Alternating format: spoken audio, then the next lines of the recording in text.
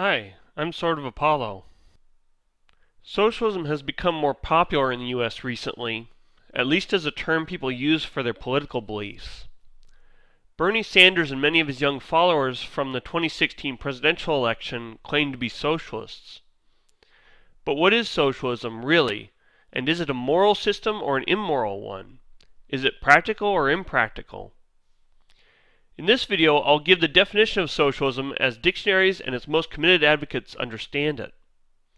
Then I'll take socialism in its supposedly purest and most economically reasonable form, which many socialists claim has not been refuted by history, and I'll show why it is both immoral and impractical.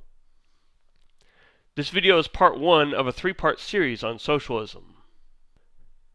So what does socialism mean in its basic theory? The Oxford English Dictionary defines socialism as a political and economic theory of social organization that advocates that the means of production, distribution, and exchange should be owned or regulated by the community as a whole. If we're talking about full socialism, as its serious advocates mean it, the regulated here is redundant and should be taken to mean complete regulation and control. This is effectively the same as ownership. So in a fully socialist society, capitalists, i.e. those who own the means of production and exchange, are abolished.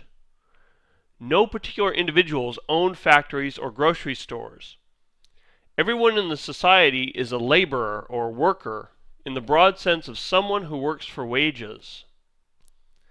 The so-called community as a whole exercises control of all businesses through some form of governmental institution. In different socialist theories, this may take the form of anything from local direct democracies to national or worldwide governments of central planners. These institutions allegedly represent the collective will of the working class or proletariat. Many of today's socialists consider decentralized and direct, or nearly direct, democracies to be essential to socialism as they see it. This element of the system I'll discuss is what makes it the purest variant. What makes it the most economically reasonable is that it's a variant based on the understanding that managers and researchers are important to the productivity of human labor. Uncoordinated and uninformed physical labor does not produce much value, so having managers and scientists is considered important in this system. Individual workers work under the authority of managers in much the same way they would in a capitalist system. The only real difference from capitalism is that the government treats everyone in the city as though they were an equal shareholder of every company. The government would tax their wealth for labor-saving machinery equally. It would solicit their equal votes for CEOs. It would poll them to determine big company decisions, etc. If I can show that this variant of socialism is immoral and impractical, then all less reasonable or more corrupt forms of socialism will fall with it. Socialists generally distinguish between what they call personal property and private property. Personal property is the material goods that one is currently using for personal consumption, and private property is the material goods that one is using for wealth production, for renting to others, etc. Socialists typically claim that their ideal society would protect personal property rights, but they say that it would not protect private property rights. In other words, it would protect individuals' right to the house and toothbrush that they are using, but it would not protect their rights to own a factory or a commercial farm. I will discuss both of these supposed types of property, and we'll see if the distinction that socialists make is meaningful. But first, because this video is about the moral status of socialism, I want to briefly discuss the moral viewpoint I'm using to make my judgment. The goal of morality, in my view, is to promote human life on Earth. Any view that says that morality should be indifferent to human life is fundamentally wrong. Since human life is fundamentally composed of individuals, that is, individuals are the ones who have minds and who live or die, morality means enabling individuals to survive and prosper. Humans are not mindless automatons like ants, and they are not connected into a hive mind like the Borg on Star Trek. Also, nature does not automatically give humans what they need to survive and prosper. In order to prosper, individuals must produce wealth by thinking rationally about how to meet human needs and acting on that thought. They need to exert effort and plan ahead. Individuals may act in concert with each other in the form of business firms, but they each only contribute to production to the extent that they individually think and exert effort. Any individuals that don't think and produce on their own must necessarily depend on those who do. So a moral society, a society that promotes human life, is one that tends to reward productive effort. To the extent an individual produces wealth, a moral society lets him keep that wealth, or its value equivalent in voluntary trade. This is what societal justice is in the realm of economics. Justice is individuals getting what they deserve, and in general, deserving means producing. So why are what socialists call personal property rights morally important? That is, why are they important for human life? Let's take a hypothetical example. Let's imagine that you're a male carpenter.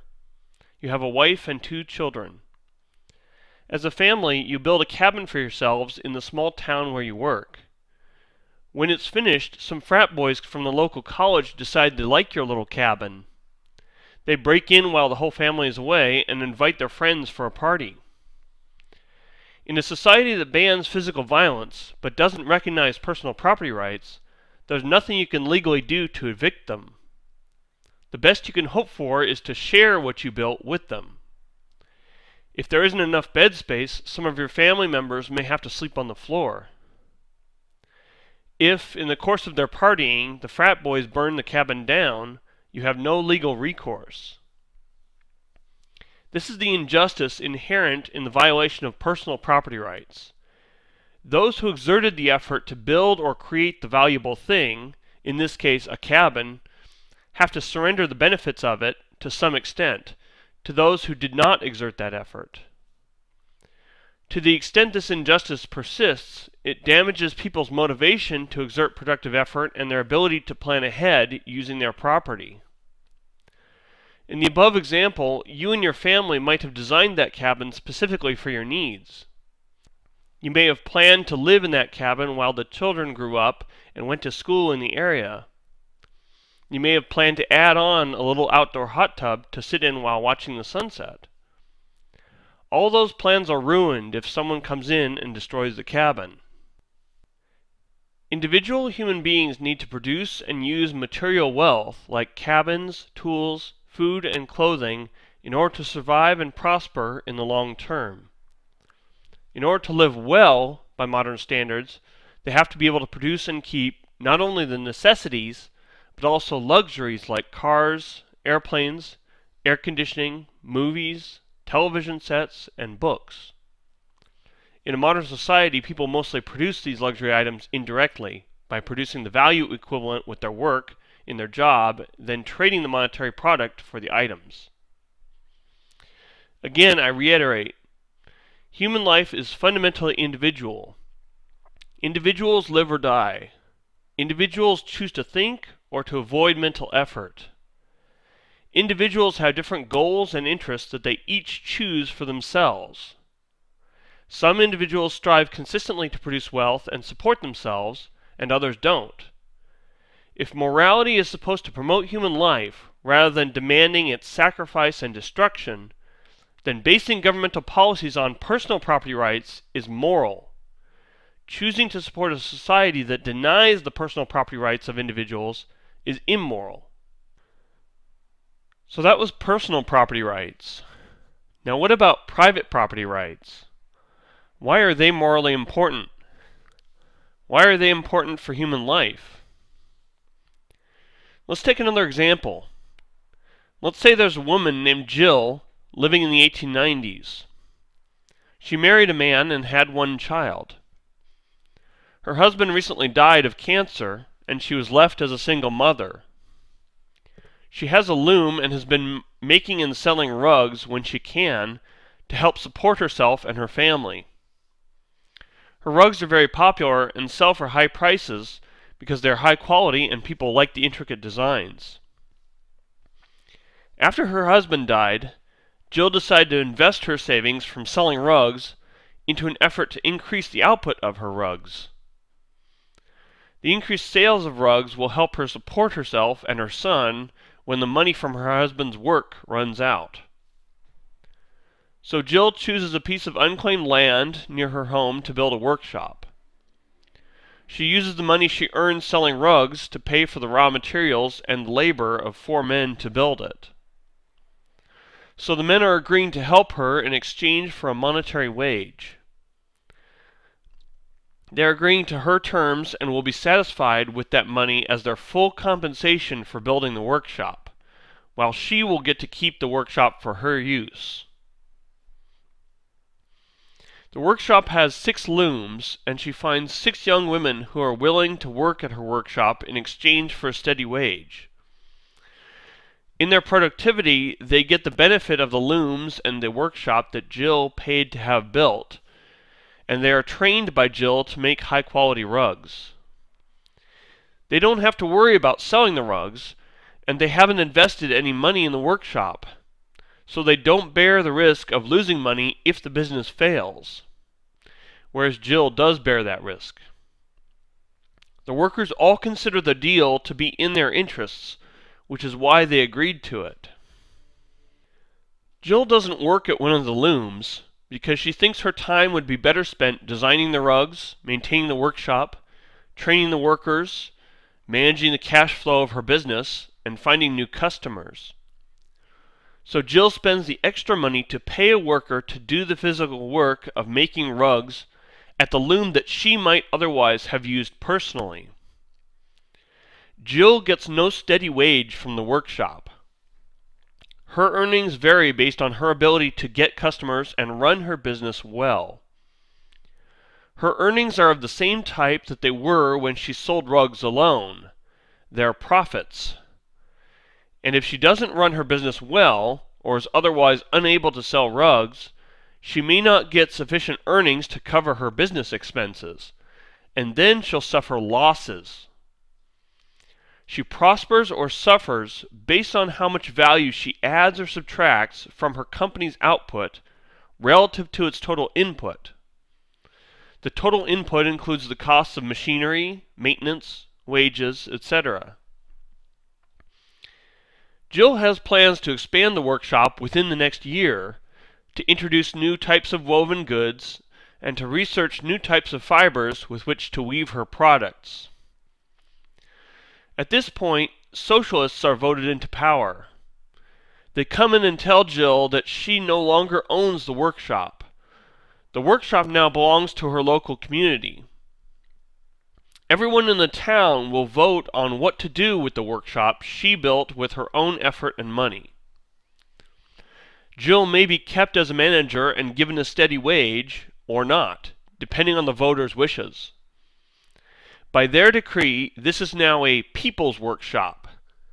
Jill's wage will be set by the voters, and any profits will be distributed equally among all members of the community. The voters will determine the future direction of the workshop, and if the workshop even stays open at all. This is a tremendous injustice. Why should other people in the community, who had nothing to do with the building or management of the workshop, get control of it and a share of the profits? Why should Jill, whose effort and skills were the driving force behind the workshop, be robbed of control and profits?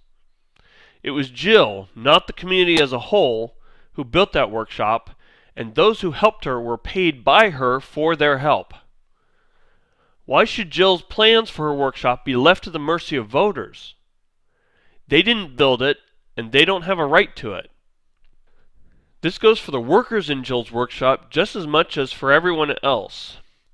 They agreed to work in a workshop they did not build in exchange for steady wages, not ownership of the workshop. It was Jill who did the work of creating the workshop, not them. So there is no reason at all why they should gain ownership of the workshop without Jill's consent. But that is precisely what the socialists want to enforce. They want to give the returns on Jill's effort to others who did not exert that effort, and to give control of what Jill created to others who did not create it. By any reasonable standard of morality that promotes human life rather than human destruction, that holds working and earning things as good, that holds justice as good, this is a moral crime. And after the initial moral crime of socializing people's private businesses, what will result? A glorious utopia of justice and endless prosperity? Actually, the diametric opposite. What mere manager of a people's workshop is going to make a heroic effort and stick her neck out to introduce dramatic innovations when the best she can hope for in success is maybe a couple % raise in her salary, if the voters deign to give it to her, and the probable penalty for failure is the loss of her job? And this assumes that such a manager even has the leeway to make major innovations at all without the approval of voters. But in fact, managers would almost certainly need voter approval for major decisions. So anyone wanting to implement radically new ideas or processes would be bound to seek voter approval before starting to research and develop them. Geniuses, visionaries, and experts in any given field would be weighed down by the voting decisions of people who are not as brilliant, who do not share their vision, and who don't know anything about their field. In other words, countless innovations would be stifled before they could be developed and proven. A young Steve Wozniak and Steve Jobs would have to gain the ear of the local government council and convince them to put their idea for a personal computer before the general population for a vote, before they could set up even a small facility to produce them. If the voters, most of whom know virtually nothing about computers, reject this idea, then Wozniak and Jobs' dream dies there. You never see the Apple II, or the Macintosh, or the iPhone. Even in the purest realistic theory, the result of socialism is poverty and stagnation, not prosperity and progress. The main engine for the creation of productive, steady-wage jobs is the self-interested pursuit of profit by entrepreneurs. A mostly disinterested and uninformed collection of voters are going to be much less effective at creating productive jobs. Socialism is a recipe for poverty.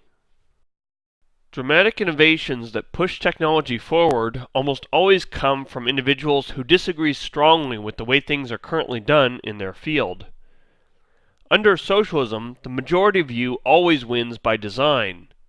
The majority decision has the force of law to prevent the minority from taking action whenever that action would involve producing anything with wage workers. Socialism is a recipe for stagnation. The role of private property rights in human life is the same as that of personal property rights: to enable individuals to improve their own lives through production, free from physical attack or interference by other people. All proper property rights protect individuals' ability to earn wealth through their own productive effort. This includes Jill just as much as it includes the weavers at her workshop. People do not lose the right to what they have created just because they use it for productive purposes or hire workers to use it. So the distinction between personal and private property is entirely senseless. Nor does the moral situation change when you have a corporation with shareholders and a CEO paid a salary. The shareholders are still ultimately responsible for the business through their corporate votes, and they have spent their money to acquire the stock they have.